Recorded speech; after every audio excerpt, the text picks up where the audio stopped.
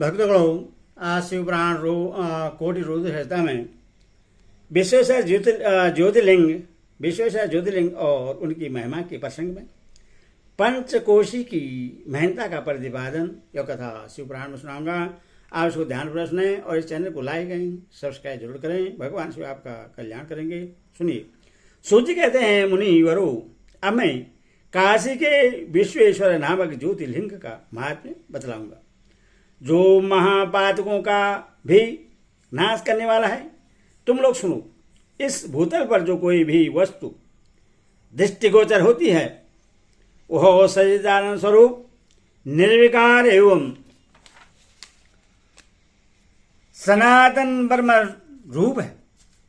अपने केवल्य अद्वैत भाव में ही रमने वाले उन आदित्य परमात्मा में कभी एक से दो हो जाने की इच्छा जागृत हुई।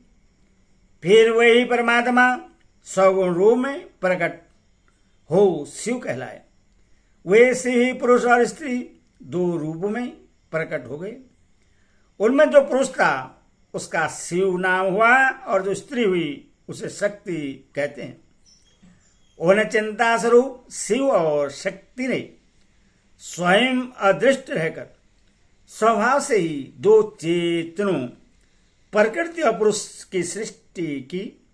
मुनिवरों, उन दोनों माता पिताओं को उस समय सामने न देखकर वे दोनों प्रकृति और पुरुष महान सयस में पड़ गए।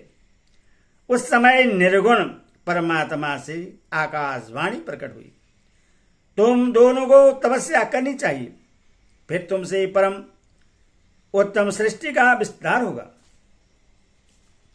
वे प्रकृति और पुरुष बोले, प्रभु शिव, तपस्या के लिए तो कोई स्थान है ही नहीं, फिर हम दोनों इस समय कहाँ स्थित होकर अपनी आज्ञा के अनुसार तप करें। तब निर्गुण शिव ने तेज के सारभूत 5 कोश लंबे चौड़े शुभ एवं सुंदर नगर का निर्माण किया, जो उनका अपना ही स्वरूप था। वह सभी आवश्यक उपकरणों से युक्त था। उस नगर का निर्माण करके उन्होंने उससे उन दोनों के लिए भेज दिया। वह नगर आकाश में पुरुष के समीप आकर स्थित हो गया। तब पुरुष श्रीहरि ने उस नगर में स्थित हो सृष्टि की कामना से शिव का ध्यान करते हुए बहुत वर्षों तक तप किया। उस समय परिश्रम के कारण उनके शरीर से सभी जल की अनेक धाराएं प्रकट हुई, जिनसे सारा शून्य आकाश व्याप्त हो गया। वहां दूसरा कुछ भी दिखाई नहीं देता था। उसे देखकर भगवान विष्णु मन ही मन बोल उठे, यह कैसी अद्भुत वस्तु दिखाई देती है। उस समय इस आश्चर्य को देखकर उन्होंने अपना सिर हिलाया, जिससे उन प्रभु के सामने ही उनके एक कान से मणि गिर पड़ी। जहां वह मणि गिरी वह स्थान मणिकर्णिका नामक महान तीर्थ हो गया।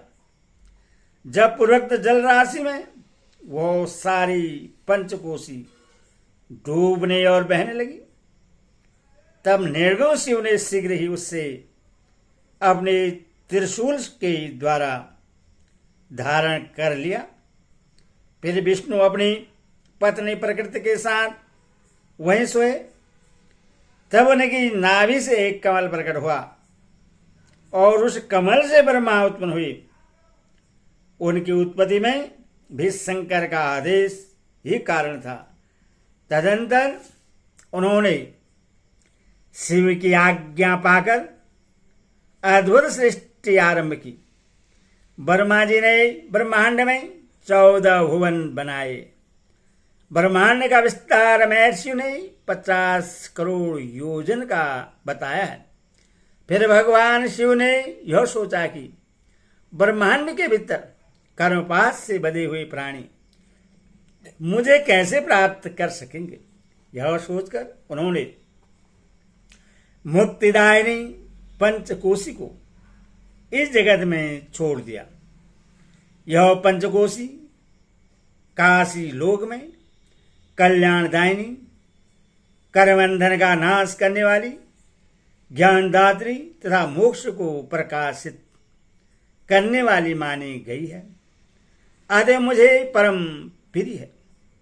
यहाँ स्वयं परमात्मा ने अभिमुक्त लिंग की स्थापना की है। अतः मेरे अंशभूत हरे, तुम्हें कभी इस क्षेत्र का त्याग नहीं करना चाहिए। ऐसा कहकर भगवान हर ने काशीपुरी को स्वयं अपने त्रिशूल से उतारकर मृत्यु लोक के जगत में छोड़ दिया।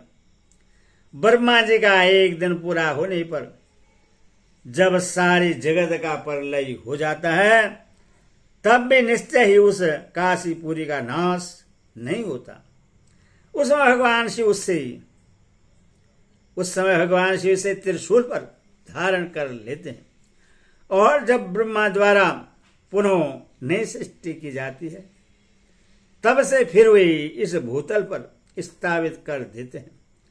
कर्मों का कर्षण करने से ही इस पुरी को काशी कहते हैं। काशी में अभिमुक्तेश्वर लिंग सदा विराजमान रहता है।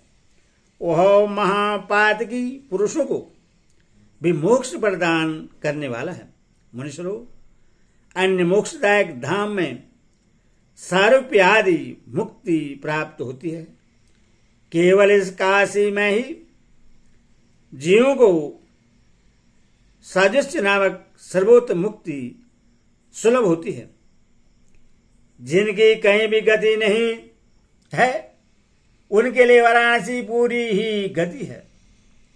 महापुण्यमयी पंचकोशी करोड़ों हत्याओं का विनाश करने वाली है। यहाँ समस्त अमरगण भी मरण की इच्छा करते हैं, फिर दूसरों की तो बात ही क्या है। यह शंकर की प्यारी नगरी काशी सदा भोग और मोक्ष प्रदान करने वाली है।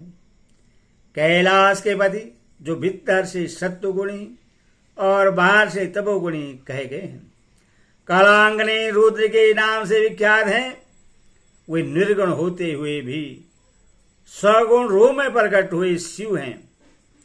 उन्होंने बारंबार प्रणाम करके निर्गुण शिव से इस प्रकार कहा, रुद्र बोले, विश्वनाथ महेश्वर, मैं आपका ही हूं, इसमें श्रेष्ठ नहीं है।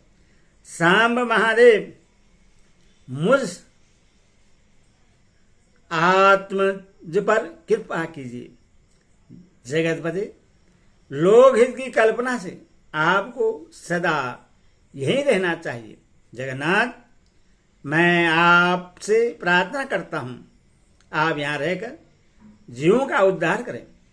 सूर्य कहते हैं, तदंतर मन और इंद्रियों को बस में रखने वाले अभिमुक्त ने भी शंकर से बारंबार प्रार्थना करके नेत्रों से आंसू बहाते हुए ही प्रसन्नतापूर्वक उनसे कहा। अभिमुक्त बोले, काल रूपी रोग के सुंदर औषध देवादिदेव महादेव, आप वास्तव में तीनों लोगों के स्वामी तथा ब्रह्मा और विष्णु आदि के द्वारा भी सेवन्य हैं। देव, काशीपुरी को आप अपनी राजधानी स्वीकार करें। मैं अचिंत्य सुख की प्राप्ति के लिए यहाँ सदा आपका ध्यान लगाए स्थिर भाव से बैठा रहूंगा। आप ही मुक्ति देने वाले तथा संपूर्ण कामनाओं के पूरक हैं, दूसरा कोई नहीं। अथवा आप परोपकार के लिए उमा सहित सदा यहाँ विराजमान रहें। सदाशिव, आप समस्त जीवों को संसार सागर से पार करें। हर, मैं बारंबार प्रार्थना करता हूं कि आप अपने भक्तों का कार्य सिद्ध करें। सूर्य कहते हैं, ब्राह्मणों, जब विश्वनाथ ने भगवान शंकर से इस प्रकार प्रार्थना की, तब सर्वेश्वर शिव समस्त लोगों का उपकार करने के लिए वहां विराजमान हो गए।